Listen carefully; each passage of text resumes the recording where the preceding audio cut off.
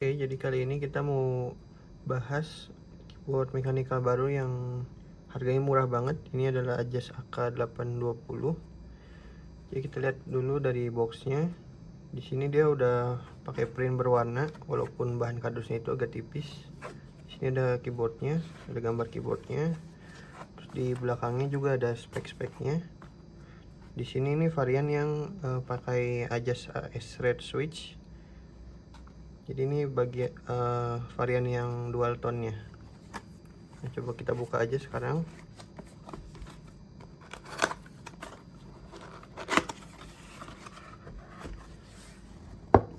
Nah, pas dibuka gini, kita angkat dulu keyboardnya.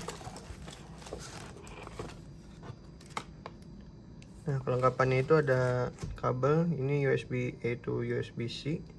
Kabelnya lurus aja dan non braided juga. Terus di sini ada keycap dan switch puller yang jadi satu.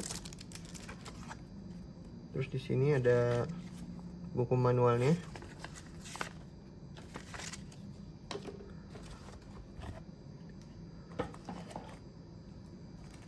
Nah, ini unit keyboardnya. Kerennya tuh dia udah ada dust covernya. Terus di sini keyboardnya itu dilapis bahan plastik lagi. Nah, ini varian yang dual tone, jadi keycapnya itu yang bagian modifier ini warna abu-abu, terus bagian alpha itu warna putih. Nah, terus kita bisa lihat dari case nya sendiri, ini bentuknya form factornya ini 75% knob, dia exploded ya, arrow nya terpisah. Terus ini untuk bezelnya itu tebal-tebal ya, jadi kayak keyboard custom. Ini ngingetin sama bentuknya key crown key1, yang di ujung-ujungnya juga dia bentuknya udah tajam-tajam gitu, jadi kayak keyboard aluminium. Untuk bentuknya keren sih, di bagian sampingnya juga. Ini kalau bagian bawahnya dia ada tambahan adjustment fitnya, ada dua kaki tambahan. Ini udah pakai karet. Si adjustment fitnya juga ini udah dapat karetnya.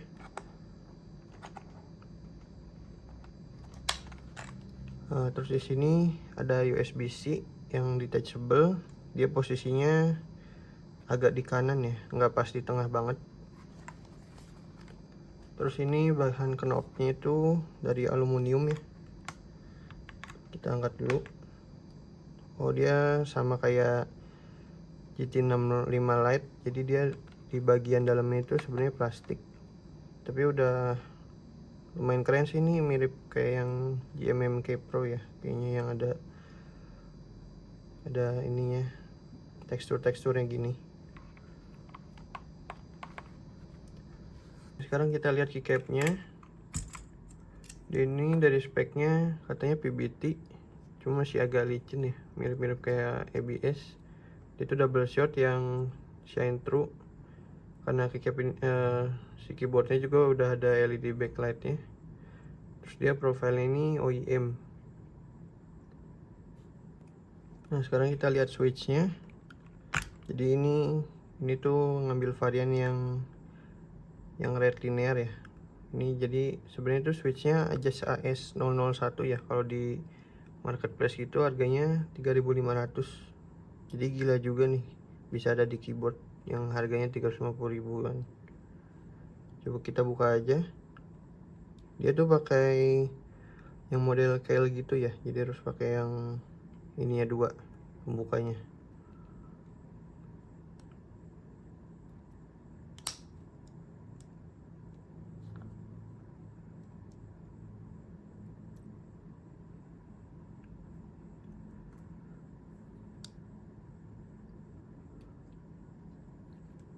Jadi ini switchnya tuh katanya udah di factory loop.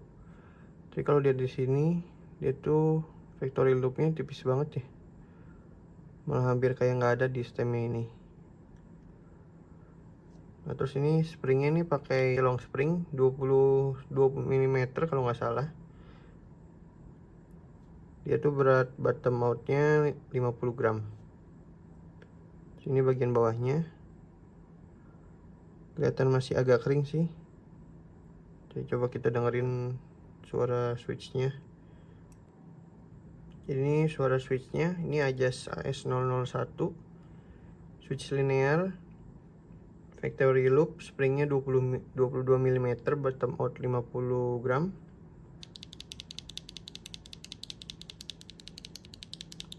Dia udah nggak ada spring ping gitu sih, switchnya juga udah cukup smooth. Jadi kalau mau di loop cukup stemnya aja sih.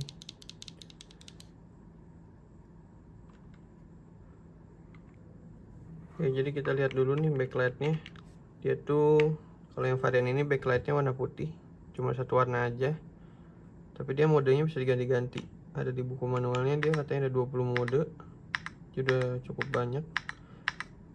Dan backlight warna putih di keyboard murah tuh jadinya bikin gak kelihatan murah sih. Bisa kalian matiin juga kalau nggak suka.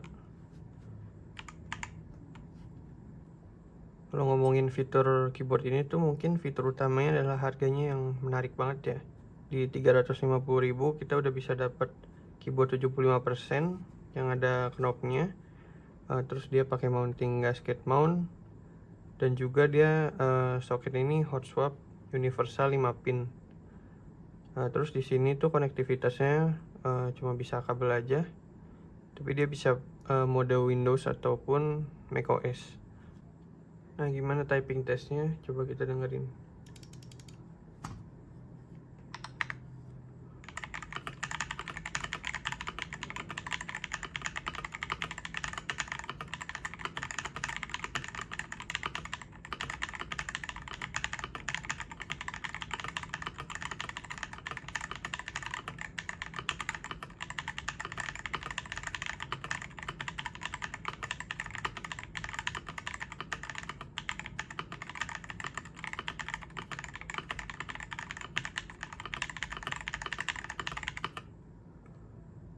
Nah, gitu suara typing testnya. Jadi dia tuh suaranya masih plastiki banget, cuman bukan yang kayak keyboard yang murahan gitu, bukan yang hollow banget karena dia nih foamnya cukup banyak ya.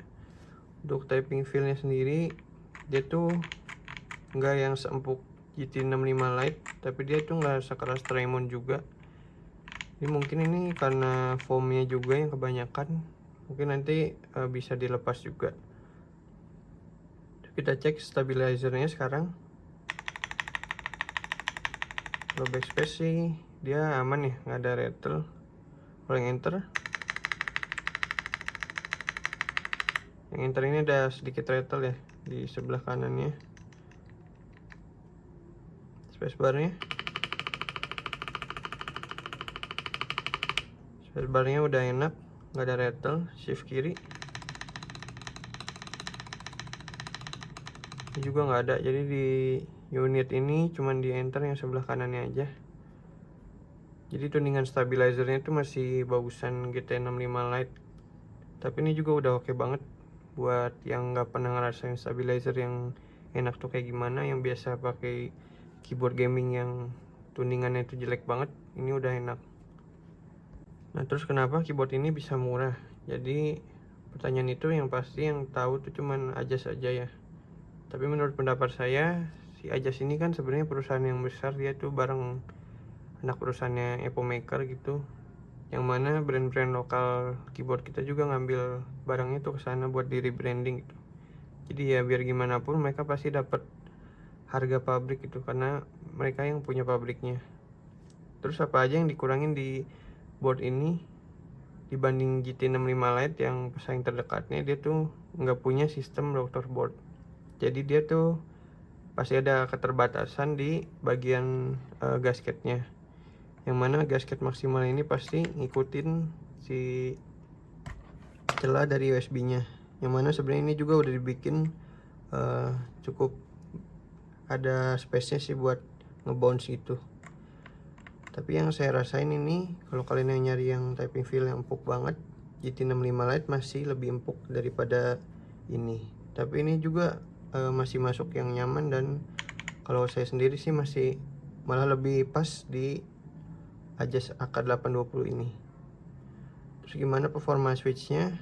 Switch linear ini cukup enak ya. Jadi kalau kalian berencana buat pakai langsung juga ini nggak ada masalah. Nah terus untuk suaranya juga dibanding GT65 Lite, saya lebih suka di sini sih, karena kalau di GT65 Lite itu kesannya muted banget ya. Kalau di sini tuh walaupun foamnya banyak, tapi ini tuh suaranya masih keluar gitu. Dan kayaknya GT65 Lite tuh seingat saya suaranya lebih plastiki daripada ini. Terus kekurangan board ini tuh apa? Nginget harganya sih sebenarnya nggak ada yang bisa kita komplain ya. Dengan fitur-fitur yang udah dia kasih nih udah murah banget sih.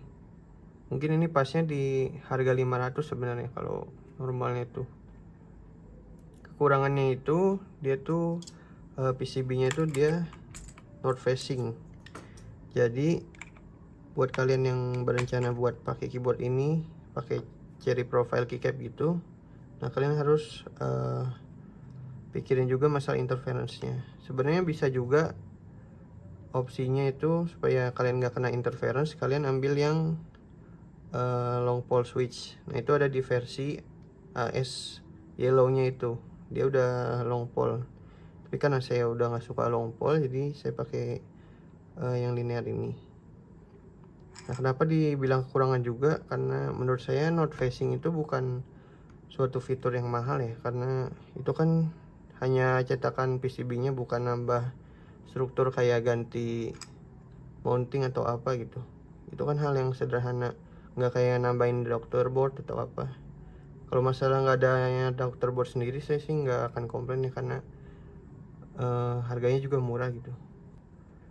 Nah jadi keyboard ini tuh cocoknya buat siapa? Jadi buat kalian yang budgetnya di bawah 400 dan cuma butuh konektivitas wired, ini udah nggak ada lawan lagi pokoknya. Terus buat kalian yang entusias gitu juga, kalau mau iseng-iseng mungkin kayak mau modif keyboardnya, mau ngecat gitu, nah ini juga bisa banget buat jadi bahan kelinci percobaan. Nah udah gitu aja reviewnya. Mungkin nextnya bakal saya coba mod